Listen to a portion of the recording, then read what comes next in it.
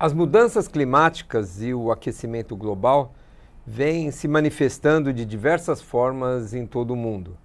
Para além das questões do ambiente, as questões relacionadas à saúde cada vez ganham mais importância e mais reconhecimento em relação aos impactos que essas mudanças trazem na saúde das crianças, dos adultos, dos adolescentes, de todos nós. Para conversar sobre esse tema, eu e a Rosana aqui no R3K, sempre comigo. Temos a honra de convidar uma jornalista que tantas vezes nos entrevistou, por muitos anos na Band, e Débora Alfano, uma querida amiga que já esteve aqui conosco outras vezes e volta para a gente conversar sobre um tema tão importante, Débora, que é o aquecimento global, os impactos nos eventos de grande porte que vem acontecendo e como é que a gente pode lidar com isso, não só para essa geração, mas para as futuras gerações. Seja muito bem-vinda, é um prazer estar com você aqui. Obrigada, doutor Renato, doutora Rosana. É um prazer estar aqui para falar de um assunto tão importante que é saúde e como essas mudanças climáticas têm impactado a nossa saúde, o nosso dia a dia. Cada vez mais a gente tem percebido esses impactos. Então é um prazer a gente falar um pouco mais sobre um tema preocupante, mas trazer o alerta e como a gente pode se cuidar, porque de fato é muito alarmante. A gente tem acompanhado aí mudanças em relação à temperatura, aumento na temperatura, aumento na chuva, enchentes, secas, queimadas.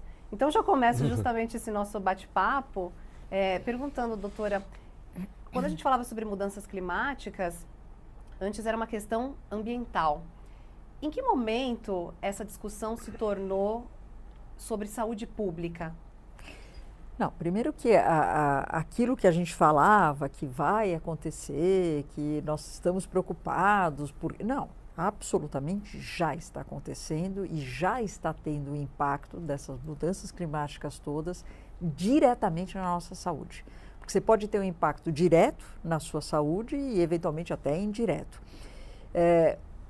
Quando que se viu isso tudo, isso é mais um pedaço da complexidade que é essa discussão, agora já fazem alguns anos que a gente começa a ver, eu vou já direto para os exemplos mais ligados à infectologia. Por exemplo, a quantidade de casos que a gente está vendo em termos de, seja a volta de febre amarela cada vez mais perto, todas as arboviroses, dengue, chikungunya, oropouche, cada hora é uma coisa nova. Ah, mas isso tem a ver com mudança climática? Claro que tem a ver com mudança climática, porque isso favorece, a cada grau que você aquece do nosso planeta, você favorece a maior atividade desses vetores todos, do mosquito. Então, o ciclo é mais curto dentro do mosquito, por exemplo, para o vírus da dengue. Então, tem uma série de coisas que indiretamente a gente acha que não tem relação e tem. E saindo das doenças infecciosas, uma das coisas que também, principalmente os colegas, tanto os pediatras, os pneumologistas, os cardiologistas estão vendo é o impacto na saúde cardiorrespiratória. Ou seja, a poluição ambiental hoje é de fato algo que você vai ver muito mais exacerbação de doença pulmonar crônica, crises asmáticas, então desencadeando doenças, né, ou facilitando, funcionando como um gatilho para várias complicações em relação à nossa saúde. Então, é um impacto absolutamente direto, e quem está nos ouvindo sabe, talvez até já vivenciou uma situação dessa, e quando a gente fala do indireto, é o que você estava comentando, enchente, queimadas, né, as catástrofes todas que a gente está vendo. Isso também impacta de uma forma, eu diria até que mais visível, mais agressiva, porque você tem o evento, vamos lembrar o que aconteceu no Rio Grande do Sul recentemente, o impacto que teve na saúde naquele momento, pós-enchente, que daí você começa a ver as outras consequências daquilo também na sua saúde, com surtos, etc., e a longo prazo a saúde mental, né? O trauma que tudo aquilo causou. Então, não tenha dúvida que uma coisa está absolutamente relacionada com a outra. Quando a gente fala das enchentes, né, doutora, a gente pensa também casos de leptospirose depois que surgiram. E essas mortes, inclusive, são doenças graves que podem levar à morte, não só durante as catástrofes, como a gente falou, mas são quadros que podem se agravar, apresentar ali uma gravidade maior e levar à morte, porque a Organização Mundial da Saúde, inclusive, traz um alerta muito preocupante em relação ao aumento no número de mortes em decorrência das mudanças climáticas. A gente está falando aí de mais de 250 mil mortes entre 2030 e 2050. É preocupante. Preocupante em todos esses sentidos que a Rosana já destacou, Débora, mas esses eventos extremos, quer seja de calor, quer seja de enchente, ele traz um sofrimento muito agudo, como a Rosana ressaltou. Você tem as condições associadas às próprias catástrofes de temperatura, mas você tem muitas vezes doenças transmitidas, aumento de infecções relacionadas à água, contaminação da água, como a leptospirose, como a hepatite. Você tem disseminação muitas vezes nesses ambientes de doenças de transmissão respiratória pelo aglomerado de pessoas que ficam em abrigos. Então você tem aumento de transmissão de vírus respiratórios, pneumonia, coqueluche, tuberculose, bronquite, você tem gripe, Covid-19, ou seja, esse convívio nesses ambientes onde você tem um atendimento a essas pessoas, em ginásios, em salas, prédios públicos, que você aglomera essas pessoas, aumenta o risco de transmissão também. E esse número que a OMS estima de aumento de óbitos e diminuição, de redução de anos de vida, relacionados às mudanças climáticas, leva em conta não só esses eventos extremos que fica evidente, como a Rosana destacou aqui, mas no nosso dia a dia, né? No nosso dia a dia a gente tem mais crianças desidratadas, a gente tem mais visitas a serviço de saúde, mais uso de antibiótico. Tem dados mostrando até aumento de cálculo nos rins, quer dizer, as pessoas tomam menos líquidos, formam mais pedra nos rins, para quem está nos acompanhando, é o que é o cálculo renal, tem mais problemas renais decorrentes da desidratação e tem dois públicos que são mais vulneráveis a essas situações, que são os extremos das idades. É o bebê pequeno e o idoso que mais sofrem com essas alterações climáticas e com essas mudanças de temperatura. Sem falar, é claro, nas questões de desigualdade no nosso país, obviamente. A gente vai falar disso, mas certamente, mas as crianças pequenas que têm maior dificuldade em lidar com líquidos, com calor, com desidratação, que a sua termorregulação, a regulação da sua temperatura é mais difícil, e o idoso pelo mesmo motivo, porque toma menos água, porque seu centro da sede já está também rebaixado, ele não reconhece mais que ele tem tanta sede, são os que mais sofrem com o aquecimento global. Mas lembrar um aspecto que também é muito importante, que é das doenças respiratórias. E não só nas queimadas, nos eventos extremos, mas a poluição, o aquecimento, tem aumentado de maneira muito consistente o número de quadros respiratórios alérgicos com o passar do tempo. Então a gente vem acumulando mais doenças alérgicas, mais doenças respiratórias, que impactam na saúde cardiovascular, que impactam na qualidade de vida de todos nós. Então, esses números, ainda na última conferência que teve na Organização Mundial da Saúde, eles estão revisando porque eles acham que é muito subestimados ainda. Provavelmente esses números são muito maiores, especialmente em localidades de mais difícil acesso à saúde, né? E vocês que estão na linha de frente atendendo, já percebem essas mudanças hoje? Quais são os quadros mais graves que aparecem ali de tratamento, né? Quando a gente fala dos bebês, a gente ouve muito falar nos casos preocupantes de bronquiolite. Estão associados a essa poluição? Hoje, qual que é a principal crítica, o principal quadro que aparece nos consultórios? Olha, na pediatria, a bronquiolite é uma doença viral, então é mais, o que a gente tem visto é um deslocamento do período sazonal dessas doenças. Então a gente via muito no inverno, existiam estações do ano mais marcadas. Bem definidas, né? Era calor no verão, frio no inverno. Agora a gente não tem mais isso. Então a gente tinha lá, era clássico, né? A gente tinha a catapora na primavera, a gripe no inverno, as pneumonias também no inverno, a bronquiolite no outono.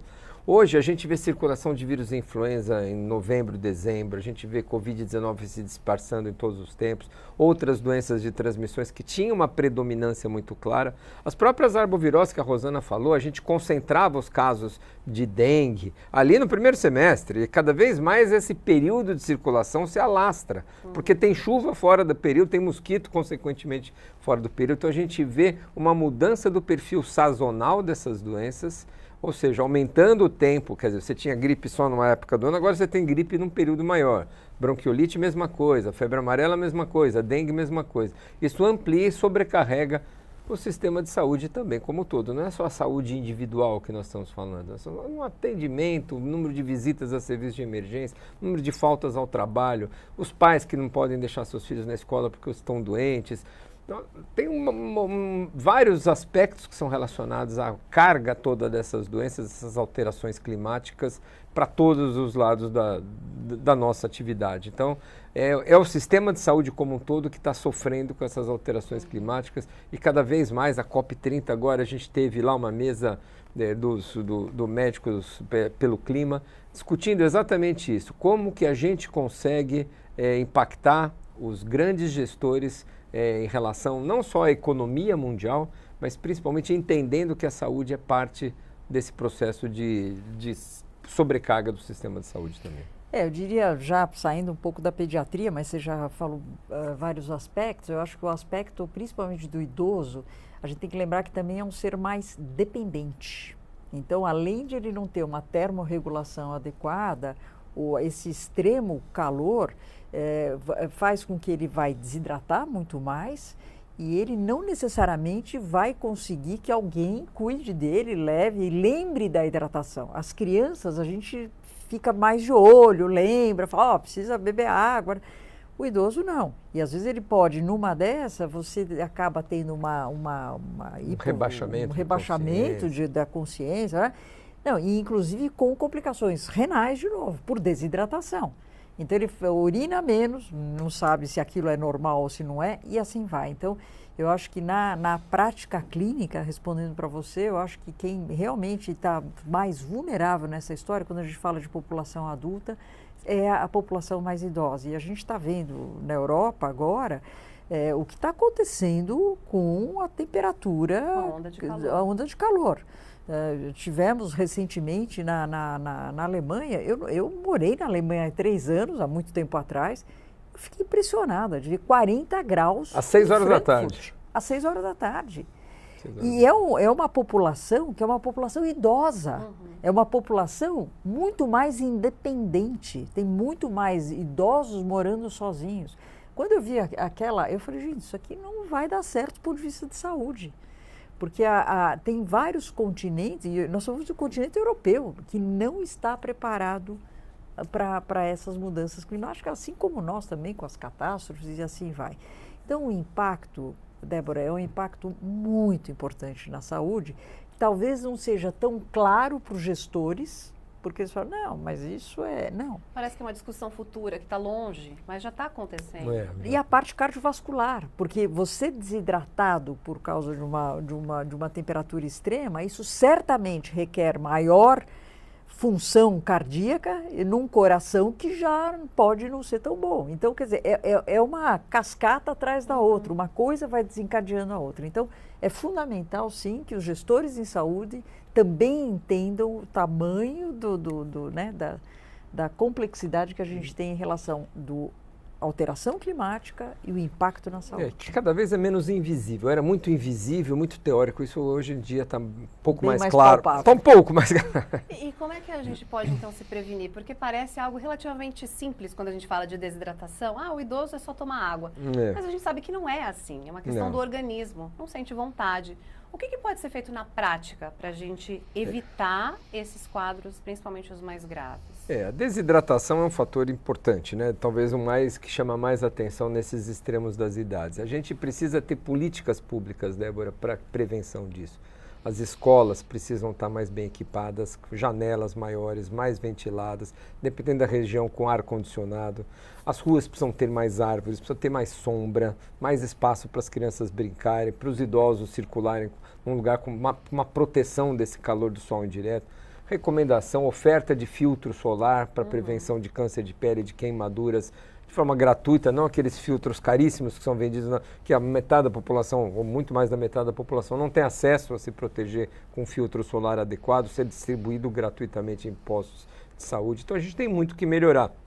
né, em termos de proteção coletiva, desde as nossas praças, das nossas escolas, das nossas instituições de longa permanência, da nossa questão de urbanismo das cidades com mais árvores, com mais água, com menos cimento, com mais calçadas, com mais plantas. Tudo isso favorece e ajuda muito o controle da temperatura. Agora, Pode falar. Desculpa te cortar. Não, eu estou lembrando, enquanto você fala, de certas mudanças que a gente observa quando a gente fala de ações coletivas. Então, por exemplo, às vezes um show realizado num estádio no Rio de Janeiro com uma temperatura 40 graus. Teve gente que morreu já, né? Gente morreu. Então, hoje a gente fala de uma distribuição ali de água ou a possibilidade das pessoas entrarem com a sua bebida, com a água, porque antes até tinha uma proibição. A gente está falando da pausa da hidratação numa Copa do Mundo. Numa Copa do Mundo. Ali depois dos 20 isso. e poucos minutos na partida. A gente não observava essa pausa e esse cuidado, por exemplo, com a saúde. E nos eventos médicos, hoje, os outros congressos, hoje é obrigatório ter água. É obrigatório ter bebedouros e águas fornecidas gratuitamente. O tempo todo é obrigatório ter água.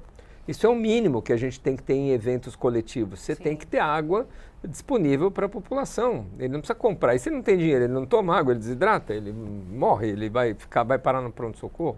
Então a água é um item indispensável e deve ser fornecido gratuitamente por todos os organizadores de evento. Isso é uma lei que em São Paulo, algumas cidades têm, alguns eventos fazem, mas isso precisa ser uma política pública também. Claro que individualmente, eu vou orientar meu paciente que para se proteger, usar filtro, usar roupas adequadas, que cubram a maior parte da exposição, evitar o sol do meio-dia, o sol mais forte, hidrate seu filho no consultório. A gente dá orientações individuais. Claro que para aquela família isso vai funcionar e vai prevenir da elevação da temperatura. Mas a gente precisa ter políticas públicas, a gente precisa olhar para esse contexto todo. E, de novo, a gente falou rapidamente sobre essas desigualdades no país, porque justamente as piores escolas estão nas regiões de mais difícil acesso, as escolas com menos infraestrutura, o deslocamento, a distância é maior para chegar, muitas vezes não tem condução, essas crianças vão andando para a escola, debaixo de um calor que é cada vez pior. Muitas áreas que sofrem, a Rosana pode falar melhor, que na região amazônica, que as secas que não se tem, que já era um problema, mas agora você tem secas na Amazônia que inviabilizam o acesso a populações, acesso à saúde, à educação, porque não chega, porque a rua é o rio, então não tem, a rua está fechada, porque eventos climáticos que a gente não imaginava acontecer em regiões, calores no Uruguai, na Argentina, dengue na Argentina, dengue na Europa. Tem dengue na Europa, Débora. Não é gente que veio para o Brasil... Adquirido na Europa. Não é gente que veio para o Brasil e voltou para lá com dengue. Nunca saiu de Paris e está com dengue. Quer dizer, tem mosquito e tem gente com dengue lá. Tem transmissão de dengue dentro da Europa. Coisa que era inimaginável há uma década atrás, 2 décadas atrás. Era doença tropical, doença da região dos trópicos das chuvas e de onde tem mosquito. Hoje a gente vê dengue em regiões frias como o Uruguai, frias no norte do hemisfério norte como a Europa. Então realmente essas mudanças estão impactando a globalização das doenças causadas por vetores e as doenças tropicais estão se tornando uma realidade em todo mundo. Né? Infelizmente, né, doutora, até quando a gente fala dessa proliferação do mosquito, de que forma as ações individuais e também ações públicas, quando a gente fala no avanço da vacinação, por exemplo, são fundamentais para tentar mudar esse cenário, porque a gente está falando do desenvolvimento de vacinas e isso é muito importante também. É importante a gente falar para quem nos acompanha sobre o quão essencial é continuar com essas medidas de proteção e prevenção, porque até conversei com o doutor em outras ocasiões sobre aquela falsa sensação de segurança que algumas pessoas têm. Tal doença já foi erradicada, tal doença não volta mais, já tomei a vacina lá atrás, não preciso mais me vacinar. Então, quero te ouvir, doutor, em relação a essas doenças que são espalhadas e transmitidas aí pelo vetor, pelo mosquito, e de que forma a prevenção entra nesse quesito.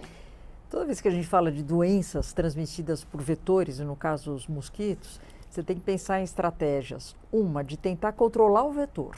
Ou seja, como é que a gente consegue diminuir ou a quantidade de mosquitos, certo? Ou a mudar eles geneticamente, que tem a biotecnologia hoje, para fazer com que aquele mosquito deixe de transmitir algum desses vírus que a gente está falando. Dengue, chikungunya, zika, e oropouche, febre de Maiara, é uma lista enorme, tá?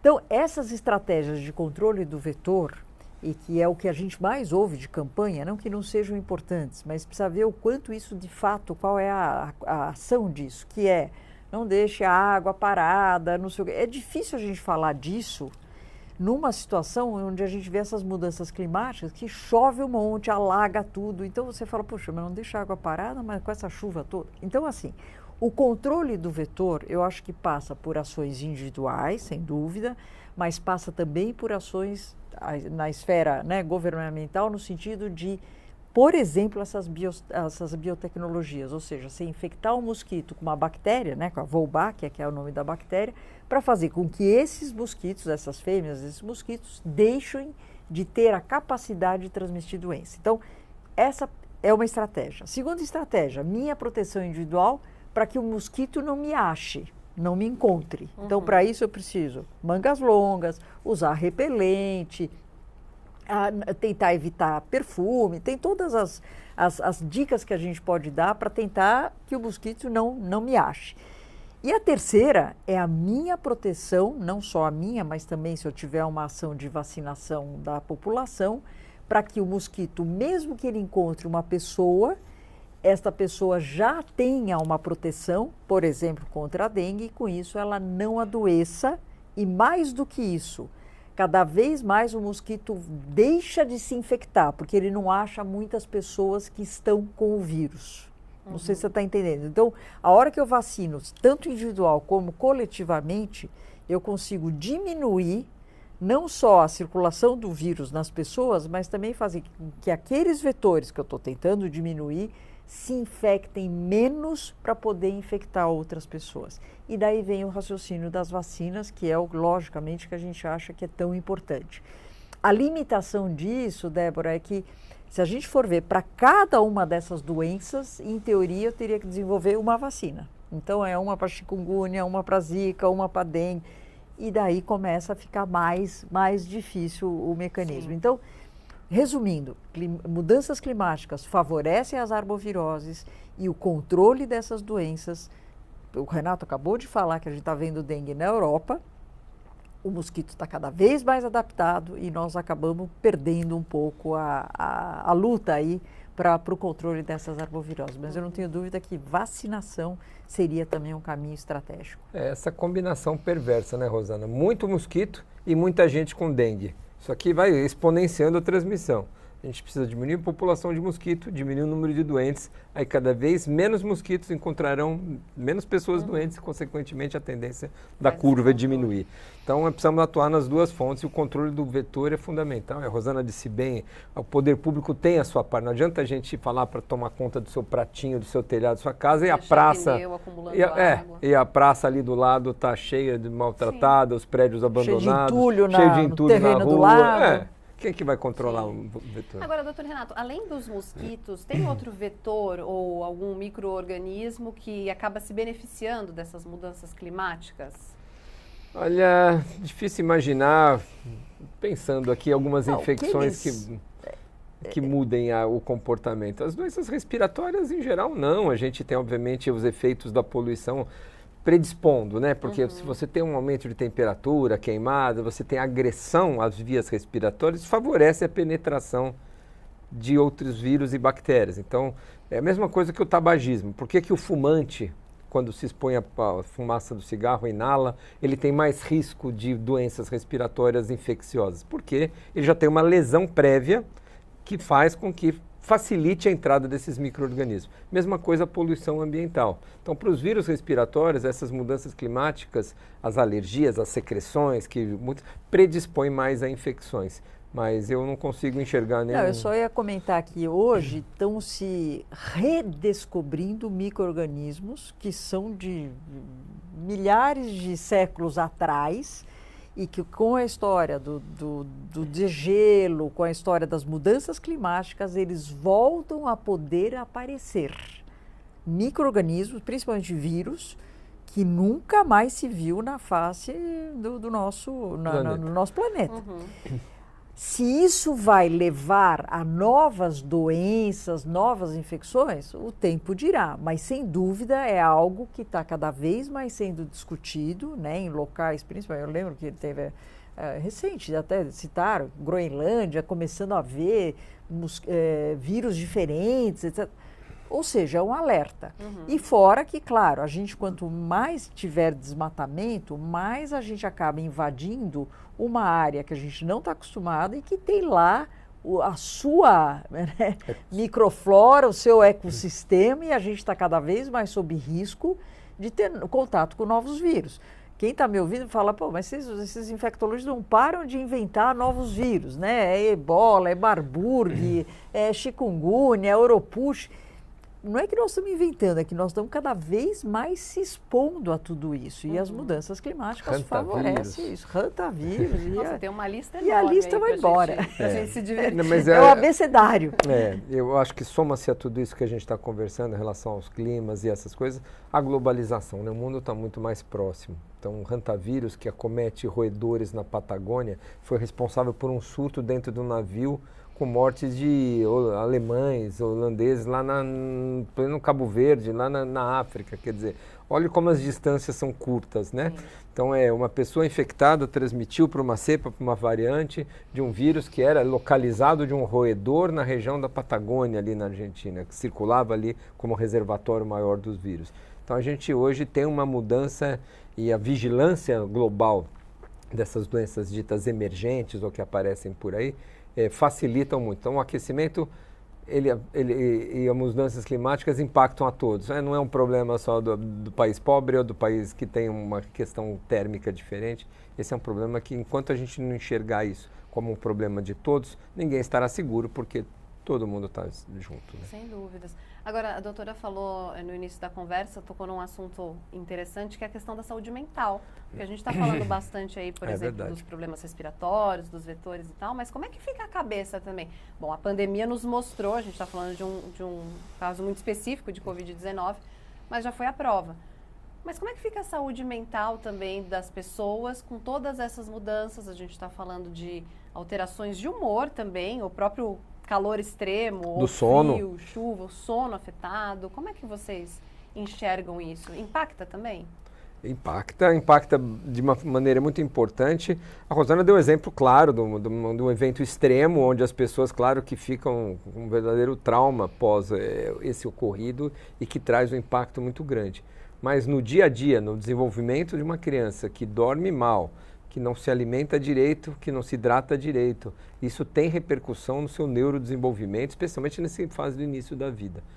Depois disso, na adolescência, nos adultos também, a mesma coisa, o impacto que você tem pelo sono, as noites mal dormidas pela desidratação, afeta a sua concentração, afeta seu humor, aumenta o risco de doenças relacionadas à saúde mental, como depressão, ansiedade. Isso tem muitos estudos mostrando o impacto de saúde mental sob efeito do calor, né, em populações de todas as idades. As gestantes é outro público também que sofre, tem alguns dados mostrando aumento de parto prematuro, de redução de tamanho do feto, ou seja, porque por desidratação falta líquido no corpo dessa mulher, ela trabalha como a Rosana mostrou, com um débito cardíaco ali, numa situação de gravidez que ela necessita mais circulação, vai menos fluxo sanguíneo na placenta, mostrando que essas crianças que nascem sob essas condições têm uma média de peso ao nascimento menor do que se tinha no passado ou que não sofria essas condições.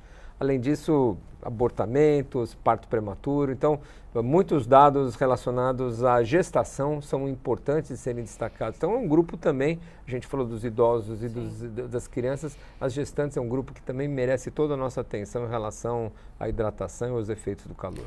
Eu vou aproveitar e falar, quando você fala em saúde mental, que se tem impacto ou não, eu vou juntar o exemplo da Amazônia que você falou, né? Eu tenho uma boa experiência na Amazônia com o projeto que a gente tem e há alguns anos eu fico impressionada de ver a quantidade de transtornos, né, psíquicos numa população que, em teoria, vive à beira de um rio no meio da mata. Porque a gente sempre acha que isso é coisa do estresse, da Avenida Paulista. Não. E eles têm uma insegurança alimentar. Então, imagina uma mãe que tem lá os seus filhos, e em geral é um número maior de pessoas que estão sob a tutela dela. Então, você tem uma insegurança alimentar, porque aquela estrada que passa na frente da casa dela, que se chama rio, ele pode estar a 1,5 km da casa dela na baixa do rio, e daí você não tem peixe, você não tem o que eles usam para a sua subsistência, e é muito mais longe, nem muito menos água potável, porque aquela água fica muito mais concentrada. A gente tem que lembrar que a contaminação dessa água é muito maior nas secas, e o contrário, como hoje, né, nós estamos agora neste momento, tem parte da nossa equipe lá que não tem terra para a gente poder atender a população, está tudo debaixo d'água.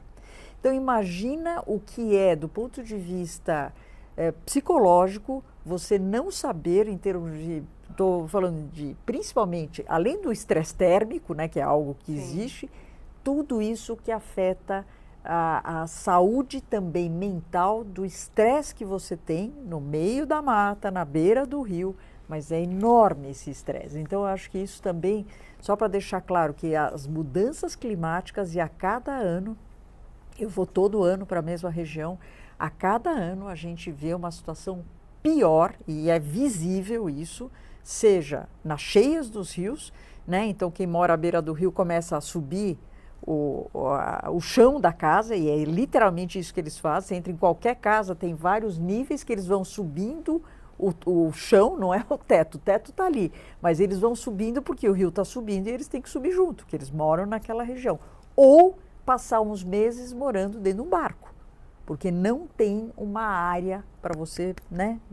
Então, tem um impacto enorme nessas populações que são isoladas, vulneráveis. Então, o problema não é só nos grandes centros urbanos, muito pelo contrário, a gente vê a cada ano mais lá, e infelizmente o desmatamento favorece demais isso daí, né? A cada ano eu vejo um pouquinho menos de floresta e mais desmatamento.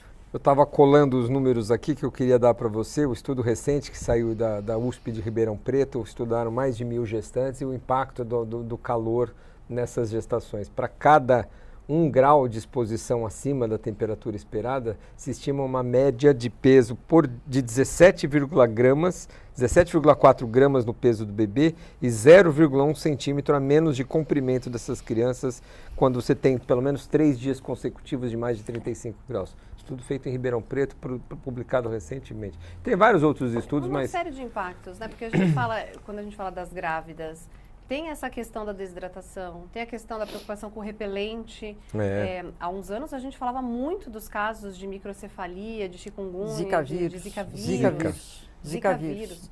Então, é toda uma preocupação que envolve o cuidado da gestante, desse bebê que ainda está ali dentro da barriga da mãe, quando nasceu o bebezinho de meses também que está mais vulnerável, e a população idosa. Eu fico pensando na rede de atendimento, né? A doutora estava falando de um caso muito específico ali do norte do país, mas a gente sabe das desigualdades do Brasil, a gente sabe das populações que vivem em situação de vulnerabilidade, marginalizadas, que não têm esse acesso à rede de saúde pública.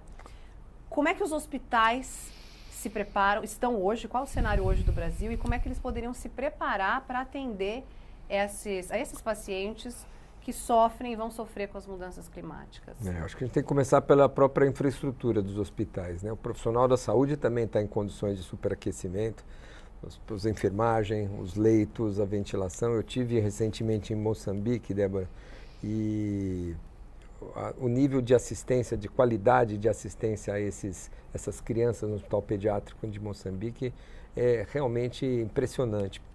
Você tem inúmeras crianças numa única sala, num único quarto, com janelas lá em cima, tudo com telas por conta da malária, que é endêmica lá. Metade dos pacientes tem malária, metade das crianças internadas lá são portadoras da malária. Ou seja, nós temos condições do profissional da saúde trabalhando em condições não ideais de trabalho, porque eles também se desidratam, eles também não têm água disponível, eles também têm dificuldade no transporte, eles também têm insegurança alimentar. Então, claro que nós não estamos nessa situação de Moçambique, mas a estrutura física de acolhimento desses pacientes precisa estar adaptada a tudo isso. Então, os grandes centros, obviamente, você anda aqui em São Paulo, olha nos postos de saúde, você vai ver salas ventiladas, salas de vacina com ar-condicionado, bebedouro e água disponível para todo mundo, áreas de sombra, visitas domiciliares, tudo funcionando muito bem, mas infelizmente não é a realidade do país como um todo. Então, a gente precisa avançar muito nessa condição de igualdade para todos, que a gente possa, especialmente nas populações mais vulneráveis. Porque onde acontecem esses grandes impactos são justamente nas regiões de maior vulnerabilidade. Nos moradores de rua, naquelas populações que vivem com locais distantes de acesso a serviços de saúde. Que não tem acesso à água tratada. Que não tem acesso à água tratada, que não tem acesso muitas vezes a uma casa com telhado que protege do sol. Então essas pessoas mais vulneráveis são as primeiras a sentirem os efeitos das alterações climáticas e que a gente normalmente são aqueles que menos recebem assistência no primeiro momento. Né? Ainda a nível de ações, né, uma das ações, assim como a gente melhorou e hoje a gente recebe alertas que vai chover, ou seja, algo que você precisa, olha, se você puder evitar de sair, está aqui o alerta, etc. Mesma coisa em relação às ondas de calor. Né? Países, você recebe o alerta, olha, proteja-se. Defesa civil, não evite sair de casa. Isso para o idoso, é ótimo. No sentido de falar, não, eu não vou sair porque estão mandando eu ficar em casa porque é capaz de eu ter o problema. Entendi. E em termos de saúde, eu não sei, agora olhando para o lado dos médicos, se nós estamos preparados... Acho que não. Para reconhecer uma hipertermia, as consequências desse calor extremo no nosso organismo num pronto-socorro. Saber que aquilo que o paciente está me trazendo, porque a gente foi treinado para sempre achar que tem alguma doença, né? Você está com isso, porque ou você comeu alguma coisa, ou é do coração, ou é do pulmão. Não, existe hoje algo que é um quadro clínico diretamente relacionado às altas temperaturas. Então, a gente também precisa de um treinamento, eu estou falando dos médicos de uma maneira geral, num pronto atendimento para poder reconhecer e tomar as medidas adequadas em termos de hidratação e dos cuidados. O quanto antes. Para a gente encerrar, quero que vocês deixem uma mensagem, principalmente para aquelas pessoas que ainda acham que mudança climática é uma questão ambiental e não enxerga esse impacto na nossa saúde. O que a gente pode deixar de conclusão desse episódio de hoje? Eu diria assim, eu acho que cada um de nós, eu acho que as pessoas, elas entenderam já, de uma maneira geral, que as mudanças climáticas estão impactando tudo. É só você ligar uma TV e você vai ver só você olhar para a janela. O impacto, eu acho que ninguém mais acha que não tem impacto. O que eu acho, talvez, que as pessoas pensem é que eu sozinha não consigo mudar nada, certo? E daí eu parto e começo a pensar, não, se eu começar a ter pequenas atitudes, mas essas pequenas atitudes forem cada um de nós, uma das coisas que a gente fala, em termos de transporte, a gente falou pouco de transporte, de combustível, de energias renováveis em vez de energia fósseis, etc. Eu acho que tem várias coisas que a gente poderia, né, um dia, em vez de carro, eu vou caminhando, em vez de coisa, eu vou de bicicleta. Não estou falando que é fácil, mas eu acho que quanto mais a gente der a possibilidade para cada um de nós saber que se eu economizar, seja energia, seja água, seja o que eu puder fazer para contribuir para que isso, não vou dizer que a gente vai mudar, mas que pelo menos a gente consiga diminuir a velocidade que está acontecendo. É assustador a velocidade em que essas mudanças estão cada vez mais rápidas e eu estou impactada com o que eu estou vendo na Europa em termos de mudança de clima para a gente poder fazer. Então, eu acho que essa informação que eu acho que eu deixaria. Cada um de nós tem como, de uma maneira, né, sua, mas pensando nisso daí, fazer sua parte. E com isso, quanto mais a gente fizer, a gente tem que ter a melhoria. E claro, as autoridades têm que, obviamente, fazer, né? A gente falou, deu uma série de possibilidades aqui que tem que ser encarada como uma emergência em saúde pública e não algo que nós vamos parar a ver na próxima eleição. Não, é para ontem isso. É prioridade, né? É prioridade e a gente tem que sim falar com responsabilidade sobre isso. Eu caminho mais ou menos na mesma linha, mas com um olhar mais para gerações do futuro. Eu acho que a gente precisa ter institucionalizado na grade curricular, nas escolas, na infância, para que porque os efeitos do clima que já se instalaram e que não vão mudar muito para minha, para a sua, para a nossa geração. A gente tem que pensar no futuro. Parar de pensar que planeta nós vamos deixar para os nossos filhos, mas pensar em que filhos nós vamos deixar para esse planeta que vem aí. Então, a construção de uma consciência ambiental melhor é a salvação do futuro, já que o presente parece que já está meio estabelecido, o aquecimento veio, ficou. A gente pode retardar, diminuir, avançar com tudo isso que a Rosana falou, mas criando uma geração futura preparada para entender esse impacto e, obviamente, agir diferente do que a gente fez até hoje, por tudo isso que a gente conversou, e reverter isso no longo prazo, para que o planeta vai existir com nós. Como nós só precisamos que as gerações do futuro sejam diferentes para cuidar melhor desse planeta. E fundamental contar sempre com informação, que é o trabalho que vocês fazem aqui, porque é levar essa informação às pessoas para que cada um, como a doutora falou, individualmente se conscientize também e possa se cuidar. Afinal, estamos falando de saúde. Foi um prazer. O prazer é nosso. Muito obrigado por ter vindo. Eu convido a todos aí a que assistiram esse episódio, que entre nas nossas redes sociais, @Débora_Alfano, falei certo? Isso. @Rosana Richman, @Renato Kifuri, e claro, aqui o @R3K Oficial, R3K Sua Saúde, nossa especialidade, um podcast que tem como objetivo principal levar informações de saúde por todos os tocadores de podcast, pelo YouTube e aqui no nosso também Instagram. Acompanhe-nos, fique conosco. Débora, que honra, que prazer estar com você. Eu só vou pedir para ela falar que ela está agora com uma coisa nova. Opa, né? Então verdade. Pode falar. Me conta do seu projeto. Já te agradeço demais por estar aqui. Fala rapidamente para a gente poder encerrar do teu novo eu projeto. Eu agradeço o espaço. Eu estou com a minha empresa de comunicação, que a gente tem falado sobre informação, sobre levar informação para as pessoas, e hoje cada vez mais todos os profissionais precisam se comunicar.